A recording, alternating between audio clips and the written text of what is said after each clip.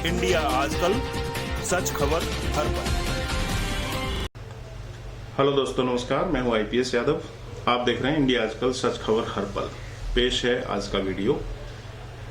राम राज कभी नहीं आना चाहिए, ओशो। राम के समय को तुम रामराज कहते हो। आज से भी बुरे हालत थे। कभी भूल कर भी रामराज फिर मत ले आना। एक बार जो भूल हो गई, अब दोबारा मत करना। राम के राज में आदमी बाजारों में गुलाम की तरह बिकते थे। कम से कम आज आदमी बाजार में गुलामों की तरह तो नहीं बिकता। और जब आदमी गुलामों की तरह बिकते रहे होंगे तो दरिद्रता निश्चित रही होगी, नहीं तो कोई बिकेगा कैसे? किस लिए बिकेगा? दीन और दरिद्र ही बिकते होंगे। कोई अमीर तो बाजारों में बिकने जाएंगे नहीं। कोई टाटा, बिरला, डालमिया तो बाजारों में बिकेंगे नहीं। स्त्रियां बाजारों में बिकती थीं।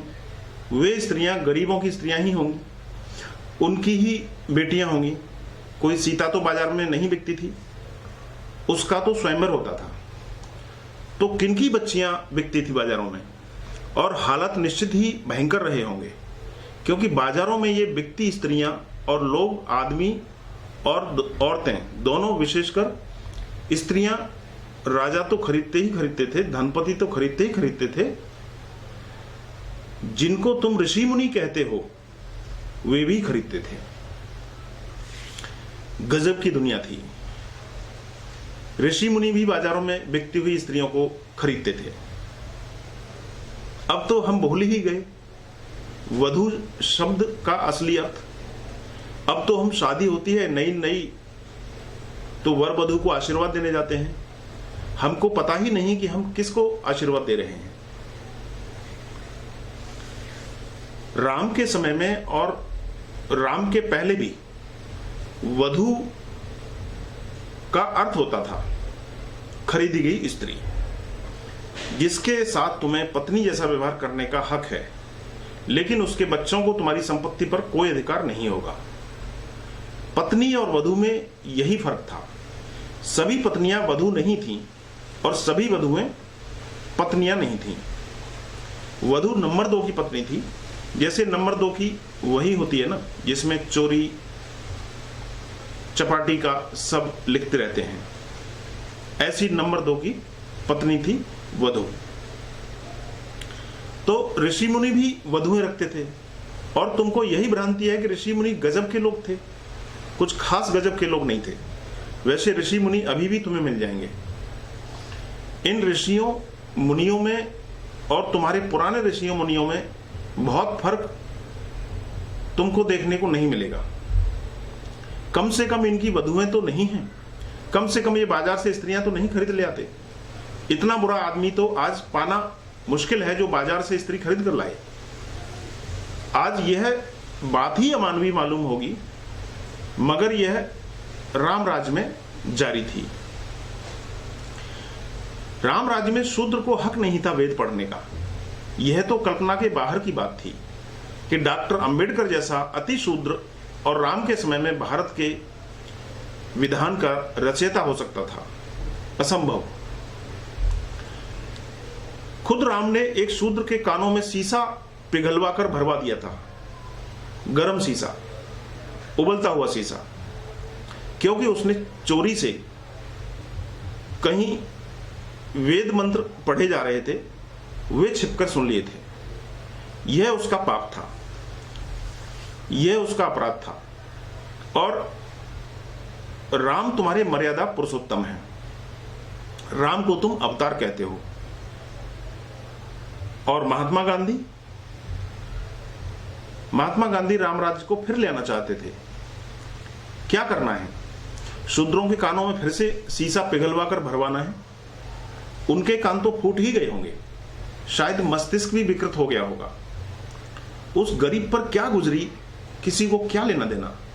शायद आंखें भी खराब हो गई होंगी, क्योंकि ये सब जुड़े हैं। आंख, नाक, कान, मस्तिष्क सब आपस में जुड़े हुए हैं। और दोनों कानों में अगर शीशा उबलता हुआ तुम्हारा खून क्या खाक उबल रहा है?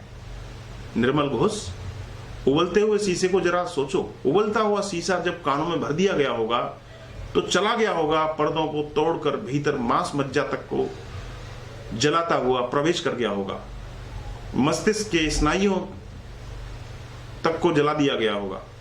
फिर इस गरीब पर क्या गुजरी? किसी को क्या लेना देना है? धर्म का कार्य पूर्ण हो गया। ब्राह्मणों ने आशीर्वाद दिया कि राम ने धर्म की रक्षा की।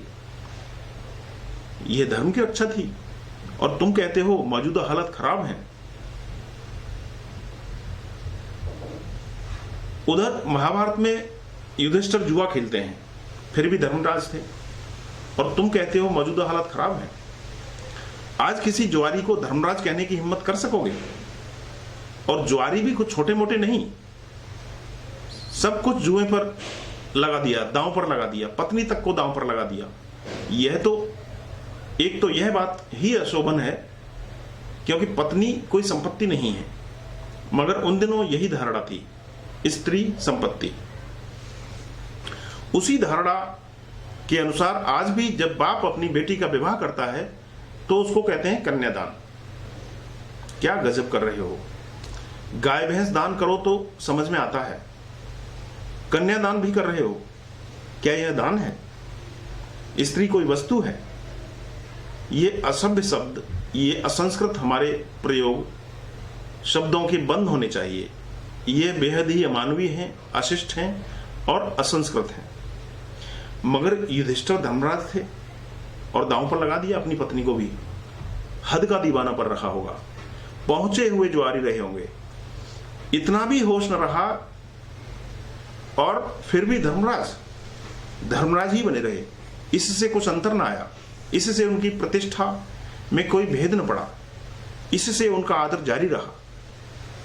भीष्म पितामह को महाज्ञानी समझा जाता था, मगर महाज्ञानी कौरवों की तरफ से युद्ध लड़ रहे थे।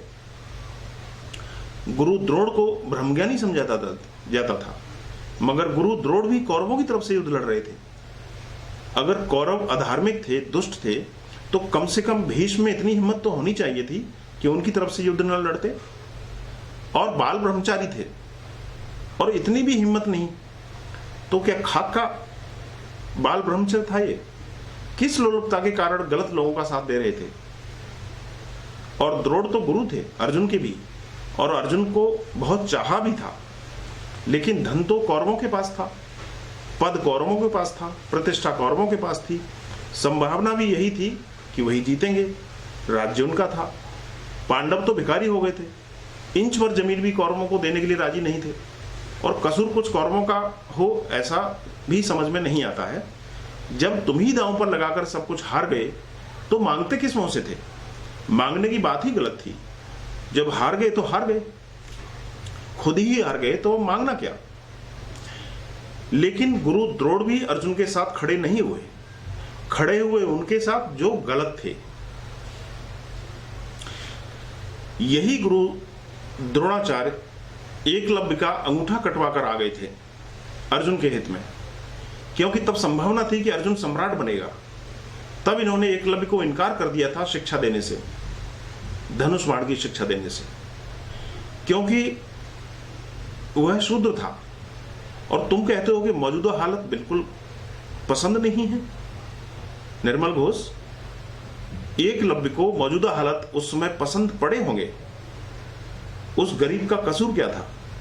अगर उसने मांग की थी, प्रार्थना की थी कि मुझे भी स्वीकार कर लो शिष्य की तरह, मुझे भी सीखने का एक अवसर दे दो, लेकिन नहीं, शूद्र को कैसे सीखने का अवसर दिया जा सकता था? और तुम उसको रामराज कहते हो और आज भी उसको लाना चाहते हो। मगर एकलव्य भी अनूठा युवक रहा होगा। अनूठा इसलिए कहता हूं कि उसका खून नहीं खोला। खून खोलता तो साधारण युवक 2 कौड़ी का हो जाता। सभी युवकों का खून खोलता है, इसमें कुछ खास बात नहीं है। उसका खून नहीं खोला, शांत मन से उसने इसको स्वीकार कर लिया। एकांत जंगल में जाकर के गुरु द्रोण की प्रतिमा बना ली और उसी प्रतिमा के सामने सरसंधान करता रहा। उसी के सामने धनुर्विद्या का अभ्यास करता रहा। अद्भुत युवक था।